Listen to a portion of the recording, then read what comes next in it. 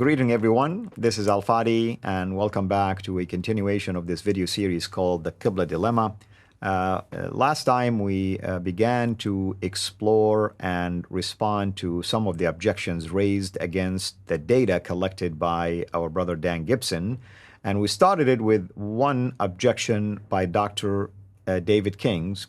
And today we're going to continue with another objection related to Dr. King as well. With me here virtually in studios, our dear brother Dan Gibson. Dan, welcome back. Okay, thank you. Yeah, we're talking about Dr. David King and his explanation, which was that randomly people picked things up and went back. So it's a question of randomness versus direction or purpose, or that, you know, there's some systematic something happening with these Qiblas. Right. And so it's very interesting that two scholarly papers have now been written on this topic. Dr. Shum has published one, How Accurately Could Early Muslims Determine the Direction of Prayers, that is of Qiblas. And that was published in 2020, and it was followed this year by a new paper that's just come out, a statistical analysis of early Islamic history and the Qibla, comparing the theories of David King and Dan Gibson. That was published in the Journal of Archaeology and Anthropology, and that should be just out now or coming out. And these papers will appear on my website, which is known as nabatea.net. And that will be written somewhere on the screen or on the information that's attached with this video. In conclusion, let me sum up Dr. King's argument this way, that Muslims of the 5th, 6th, 7th centuries, he said, did not have the ability to accurately determine a Qibla direction. It was guesswork. They were simply trying to do it, and they hadn't smelled the sweet aroma of mathematics yet, as we quoted from Bezdawi, so they didn't know quite how to do it accurately. And so Dr. King seems to have accepted Bezdawi's view and just said that this is the way it was. Now, we challenge that thinking through, is God the author of confusion and asking them to do something they didn't know how to do, and people were just praying and doing their best trying to figure it out? Or does it mean that Qibla doesn't matter? As some people have tried to say, well, the Qibla is east or west, it's somewhere in between, and so they use that rather vague statement to try to make it out that maybe it doesn't matter in what direction you pray. Or did something happen? Was there something systematically going on that they could set their Qibla direction? And Dr. King challenged me in his papers, and he said, so explain how they did it before they had mathematics. And so in response to that, I found the answer, and the easiest way to find answers is to go to Dr. King's own writings, because he's written over 200 papers, and he mentions all kinds of people. Go back to al-Bezdawi and see what he says as well about how he thought they did it. And there's others. I've got al-Battani. He's written from Syria. He explains the earlier method, and so do others, and we'll put that at the bottom of the screen, or for people if you want to know, or come to my website, and we've got all the bibliographies there. This method was known as the Indian Circle Method. That's what it became known as later. It's described on my website, in my videos. I have videos on all of this. Now, what is interesting is that when I wanted to know how to figure out where the Qibla was, I was looking at history from back going forward. So I arrived at early Islamic history, but I started way back with the Nabateans and in Arabian history.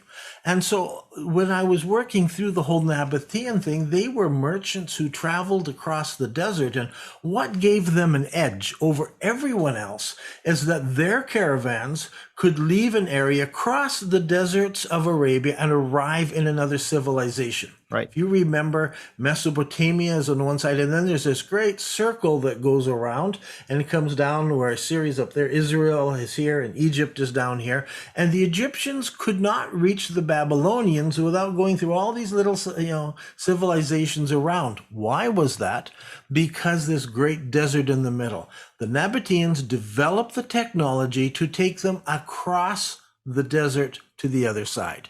And so they were the ones who took information as well as goods in different directions and made them very, very powerful.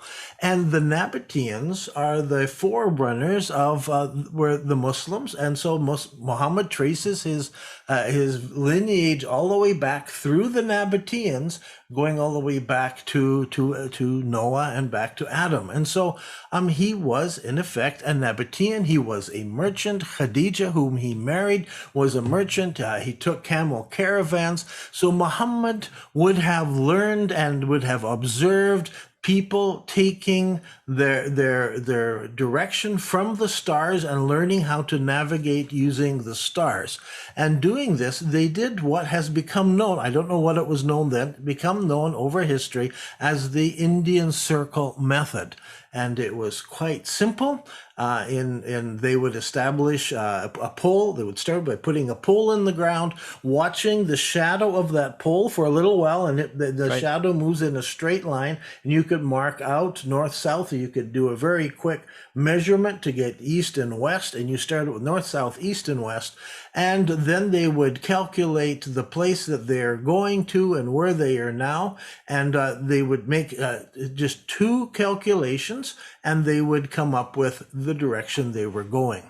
And that had been lost over history. And so people remembered one because they simply measured the height of the North Star.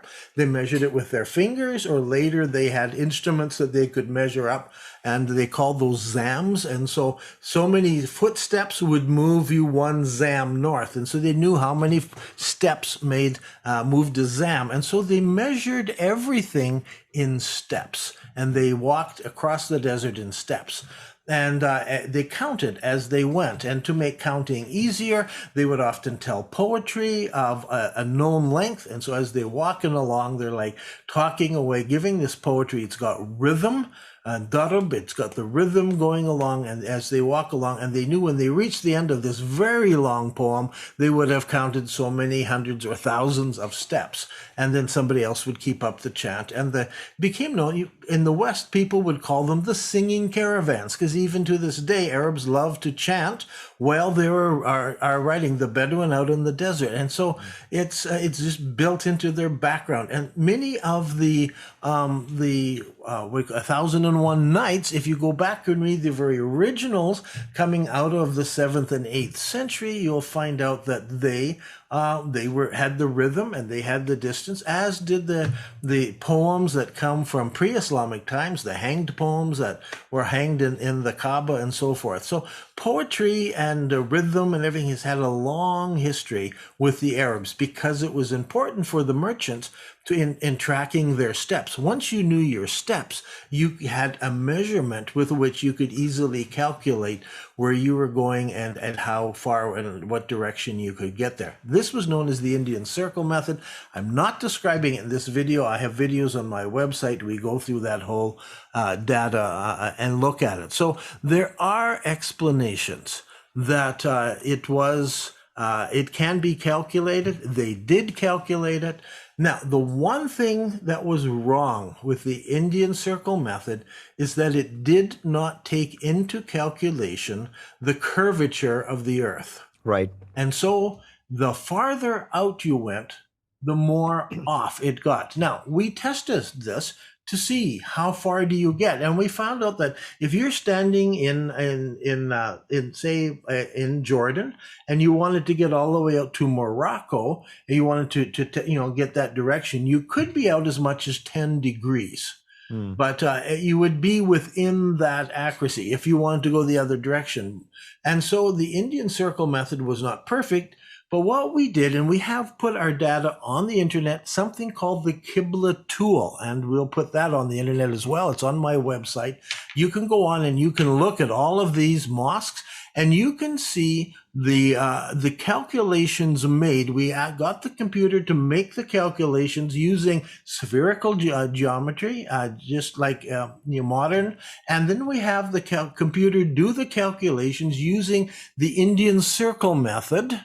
And then you can compare them and that actually explains why some mosques are out by several degrees, is because they were using the Indian circle method. It's much closer to where the mosque actually faces than to where if they had spherical geometry, which they didn't develop until Bezdawi's time and after that. So there is a method. The technology was there for them to use. It is historically noted by different historians that it existed, but they had forgotten that the Arabs could count the steps. This was something that wasn't remembered, and so the Muslims by al-Bazdawi's time, they couldn't figure out. They had the Indian, they would draw the circle, put the point in the middle, put the other things in, but they didn't know how they got to their conclusion, and that's because they had forgotten it. I first discovered it by reading Roman history, reading the Roman historians, and there you have Roman historians saying those silly Arabs, they count their steps. They knew that from down in Yemen, and they give the place Qataban in Yemen, up all the way up to Gaza was 3,650,000 steps. And that's noted all the way back in Roman times, way 500 years, 600 years previous to the rise of Islam. They knew the Arabs already then counted their steps, and they knew steps all across the desert, how far it was between all these different places by the steps that they counted. So Dr. King is going, how could they do it? You can't explain it. Well, actually, history explains it for us, how they did it, and it is perfectly possible. And so Dr. King's objections that it can't be explained, we don't know, has answered all by these early Islamic writers and even by a Roman historian who explains that it was possible for them to accurately chart across the desert. So the last question we have to ask ourselves is, if they could accurately, measure and get their Qiblas right, why did they face in Africa, down in Africa? Why did the earliest ones face Petra? Why did some face a between position? And why do the others, and only a handful in the first few centuries, face Mecca in Saudi Arabia? So we've got to deal with that, and that's where people will have to come up with their own conclusions. I've developed my theory, and we're going to talk about that and people's objections to my theory, but I believe it started in Petra. And that's where Muhammad was born. That's where he was raised. That's where all these Quranic stories take place.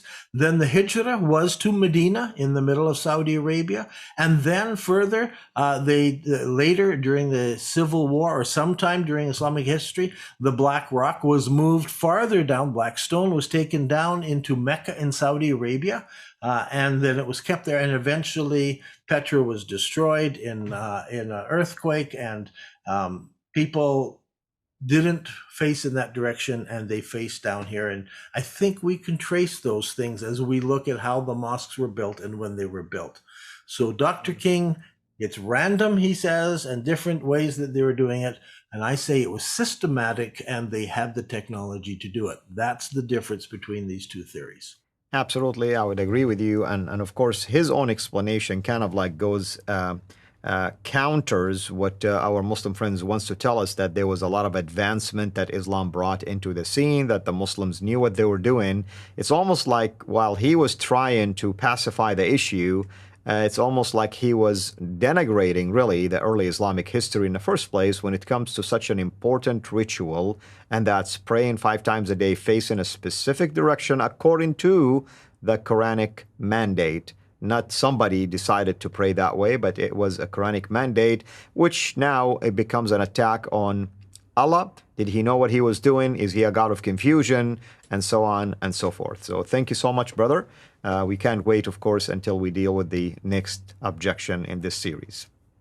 Last thoughts. Anything else you want to add?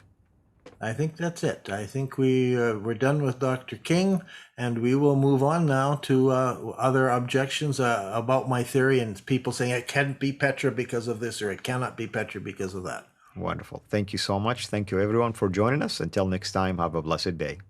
Thank you for watching this video.